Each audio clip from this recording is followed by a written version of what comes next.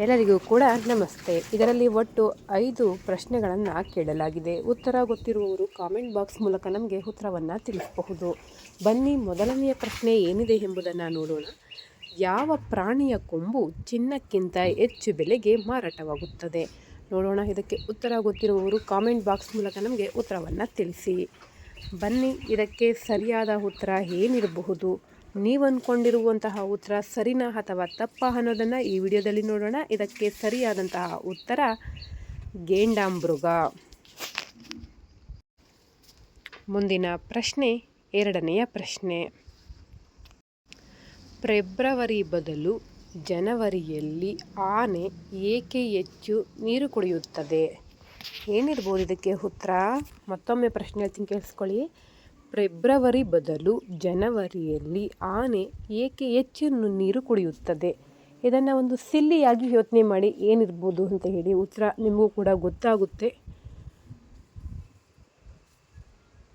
ಬನ್ನಿ, ಇದಕ್ಕೆ ಸರಿಯಾದ ಉತ್ತರ ಏನಿರಬಹುದು? ನೀವು ಅಂದ್ಕೊಂಡಿರುವಂತಹ ಉತ್ತರ ಸರಿನಾ ಅಥವಾ ತಪ್ಪಾ ಅನ್ನೋದನ್ನು ಈ ವಿಡಿಯೋದಲ್ಲಿ ನೋಡ್ಕೊಂಡು ಬರೋಣ. ಇದಕ್ಕೆ ಸರಿಯಾದಂತಹ ಉತ್ತರ, ಏಕೆಂದರೆ ಫೆಬ್ರವರಿಗಿಂತ ಜನವರಿಯಲ್ಲಿ ಹೆಚ್ಚು ದಿನಗಳು ಬೀಳುತ್ತವೆ, ಅದಕ್ಕಾಗಿ. ಬನ್ನಿ, ಮುಂದಿನ ಪ್ರಶ್ನೆ ಏನಿದೆ ಎಂಬುದನ್ನು ನೋಡೋಣ. ಮುಂದಿನ ಪ್ರಶ್ನೆ, ಮೂರನೆಯ ಪ್ರಶ್ನೆ. ಯಾವ ಪ್ರಾಣಿಯ ಮುಂದೆ ಸಿಂಹ ಕೂಡ ತಲೆಬಾಗುತ್ತದೆ? ಅಲ್ಲಿ ಸ್ವಲ್ಪ ಸ್ಪೆಲ್ಲಿಂಗ್ ಮಿಸ್ಟೇಕ್ ಆಗಿದೆ. ತಲೆಯಾಗುತ್ತದೆ ಅಂತೇಳಿ ತಲೆಬಾಗುತ್ತದೆ. ಯಾವ ಪ್ರಾಣಿಯ ಮುಂದೆ ಸಿಂಹ ಕೂಡ ತಲೆಬಾಗುತ್ತದೆ? ಏನಿರ್ಬೋದು ಇದಕ್ಕೆ ಉತ್ತರ? ಸ್ವಲ್ಪ ಯೋಚನೆ ಮಾಡಿ ಉತ್ತರ ಏನಿರಬಹುದು ಅನ್ನೋದು ಕೂಡ ನಿಮಗೆ ಗೊತ್ತಾಗುತ್ತೆ. ಬನ್ನಿ, ಇದಕ್ಕೆ ಸರಿಯಾದಂತಹ ಉತ್ತರ ಏನಿರಬಹುದು? ನೀವು ಅಂದ್ಕೊಂಡಿರುವಂತಹ ಉತ್ತರ ಸರಿನಾ ಅಥವಾ ತಪ್ಪಾ ಅನ್ನೋದನ್ನು ಈ ವಿಡಿಯೋದಲ್ಲಿ ನೋಡ್ಕೊಂಡು ಬರೋಣ. ಇದಕ್ಕೆ ಸರಿಯಾದಂತಹ ಉತ್ತರ ಆನೆ. ಬನ್ನಿ, ಮುಂದಿನ ನಾಲ್ಕನೆಯ ಪ್ರಶ್ನೆ ಏನಿದೆ? ತುಂಬ ಇಂಟ್ರೆಸ್ಟಿಂಗ್ ಆಗಿದ್ದರೆ ಈ ವಿಡಿಯೋಗೆ ಒಂದು ಲೈಕ್ ಮಾಡಿ. ಹಾಗೆ ನೀವು ಇನ್ನೂ ನಮ್ಮ ಚಾನಲ್ನ ಸಬ್ಸ್ಕ್ರೈಬ್ ಮಾಡಿಲ್ಲ ಅಂತ ಹೇಳಿದ್ರೆ ಸಬ್ಸ್ಕ್ರೈಬ್ ಮಾಡಿ. ಬನ್ನಿ, ನಾಲ್ಕನೆಯ ಪ್ರಶ್ನೆ ಏನಿದೆ ಎಂಬುದನ್ನು ನೋಡೋಣ. ಯಾವ ದೇಶದಲ್ಲಿ ವಧುವನ್ನು ಮಾರುಕಟ್ಟೆಯಿಂದ ಖರೀದಿಸಿ ಮನೆಗೆ ತರಲಾಗುತ್ತದೆ? ಮತ್ತೊಮ್ಮೆ ಪ್ರಶ್ನೆ ಹೇಳ್ತೀನಿ, ಕೇಳಿಸ್ಕೊಳ್ಳಿ.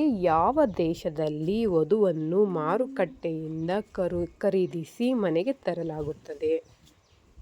ಯಾವ ದೇಶ ಇರಬಹುದು? ಯೋಚನೆ ಮಾಡಿ.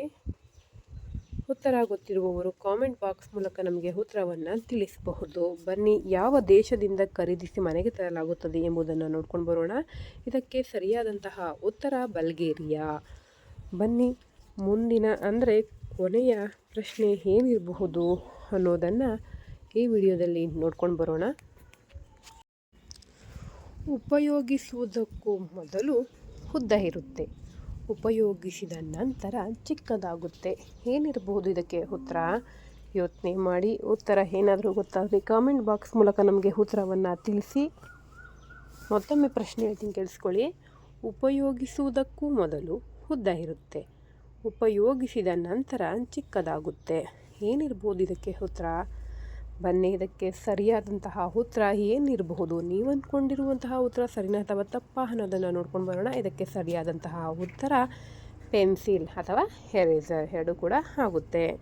ನಿಮಗೇನಾದರೂ ಈ ಪ್ರಶ್ನೆಗಳು ಇಷ್ಟ ಆದರೆ ಈ ವಿಡಿಯೋಗೆ ಒಂದು ಲೈಕ್ ಮಾಡಿ.